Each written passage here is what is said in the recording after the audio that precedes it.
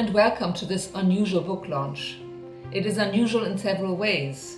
One, it is taking place during a pandemic lockdown, and we are therefore unable to be in one room together to celebrate this book. Secondly, thanks to this, we are able to bring together people in different places to make this a memorable event, people who may otherwise never have been able to get together.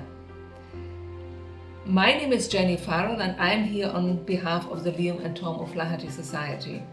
Tomás McShimoyne, as the publisher, is joining us from Spain, and Jim Ward from Galway will read us an extract from the Martyr. Thirdly, and above all, we are gathered to mark the republication for the first time since its first edition and subsequent banning of the final of Liam O'Flaherty's 5 novels that were banned by the Irish state. When we first set up the Liam and Tom O'Flaherty Society, we identified the need to support in any way we could the republication of O'Flaherty's banned works. At the time of our foundation in 2013, only 2 of the banned books had been reprinted.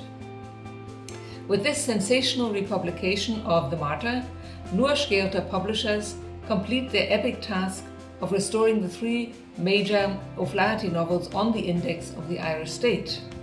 The other 2 novels reprinted by them were the first book to be banned under the Censorship of Publications Act, the Galway novel The House of Gold, and O'Flaherty's insightful and scathing Hollywood satire, Hollywood Cemetery.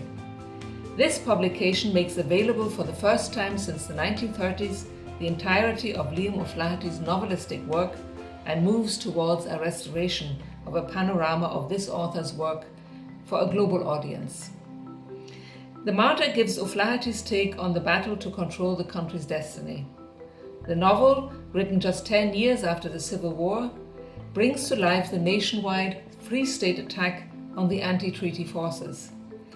One such offensive was the landing at Feenet in Kerry. Liam O'Flaherty fictionalizes this incident at Cara Point and Sallytown, which stands for Tralee.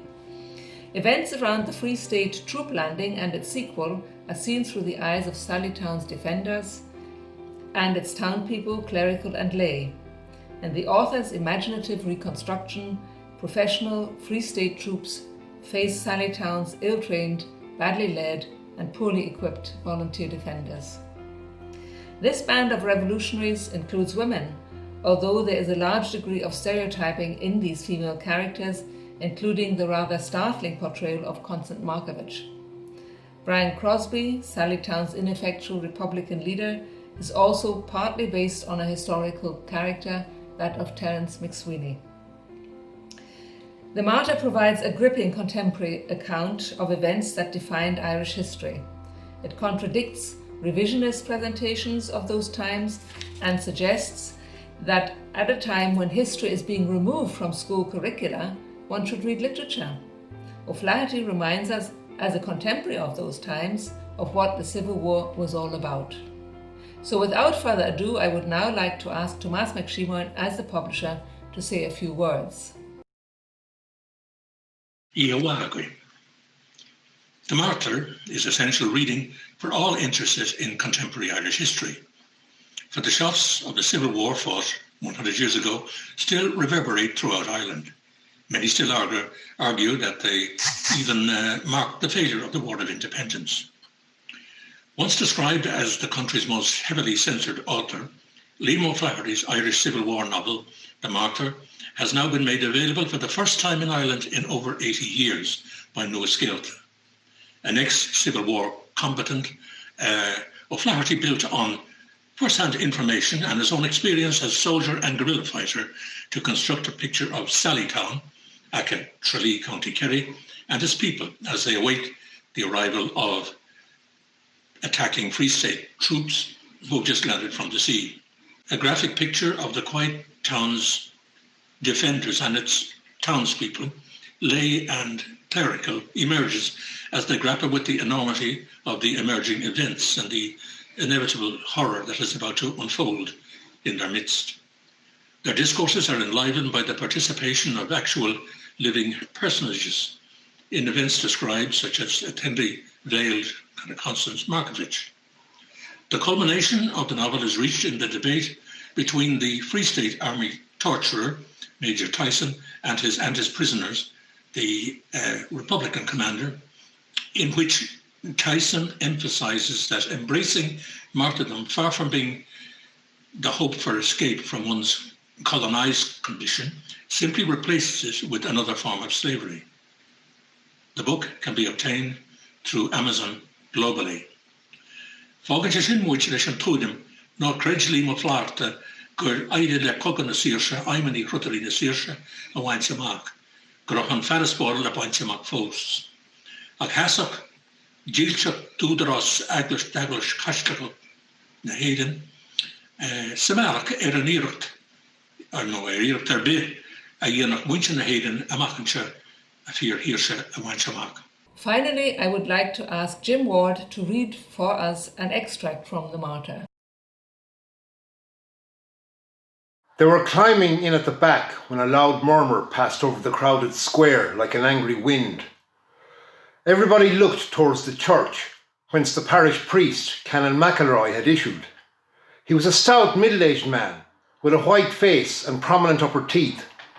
He held up his soutane with one hand and in the other carried a large crucifix. He wore his beretta, a white surplice and a stole. He came towards Tracy, moving like a woman in a hurry. He ran for a few yards on feet that formed outward half circles and then walked a few yards in tiny, quick steps. His upper body shook at each step, as if he had a woman's breasts. The crowd made way for him respectfully, awed by his equipment. "Who's in charge here?" he cried angrily when he reached the lorry.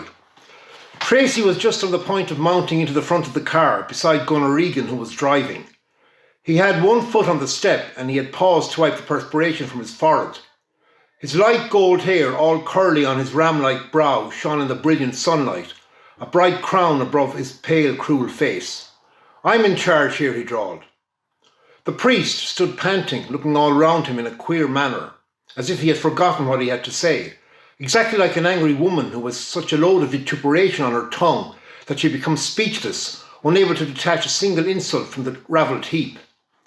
"Well, what's troubling you, Canon McElroy?" continued Tracy, settling his cap jauntily on the side of his head. "What are you doing here?" cried the priest. "Why are these people on the lorry?" "Step up," said Tracy, "and make the number of prisoners 4. "You scoundrel," cried the priest, shaking the crucifix at his face. "Commandant Crosby gave me a guarantee that life and property were to be respected here. What do you mean by this robbery and these arrests?"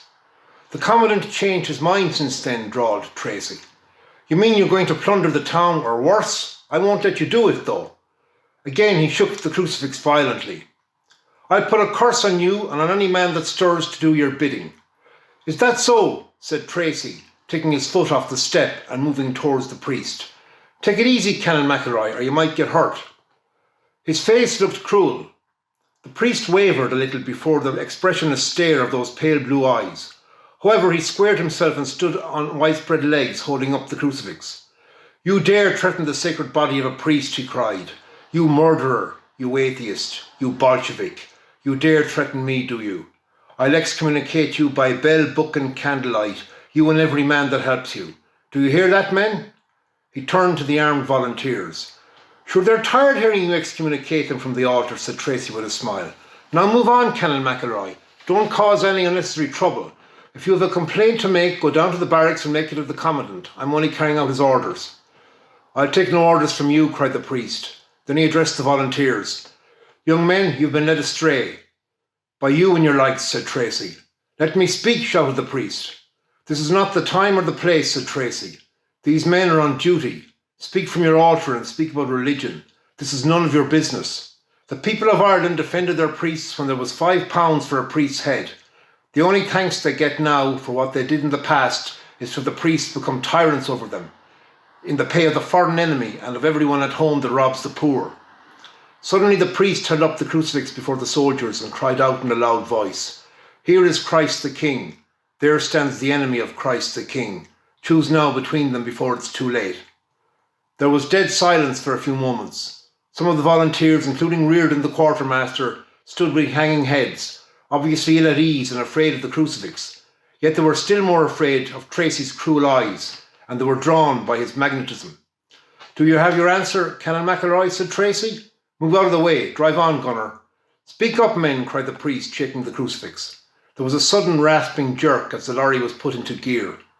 Then, with an angry growl, the heavy machine bore down on the stout little man holding aloft the crucifix. Gunner Regan's dark face was overspread by a wicked grin as he drove the machine straight at the priest, who began to retire, slowly at first, and then more quickly as the machine gathered speed. At last, when the machine changed into second gear, with another brutal jerk, the priest lowered the crucifix and jumped out of the way, holding up his soutane like a woman, a look of pain and astonishment on his whitish face. Regan looked at Tracy, who was riding on the footboard. "That made the bastard jump," he said with a grin. Thank you very much to Tomas and Jim and to you all for attending this launch.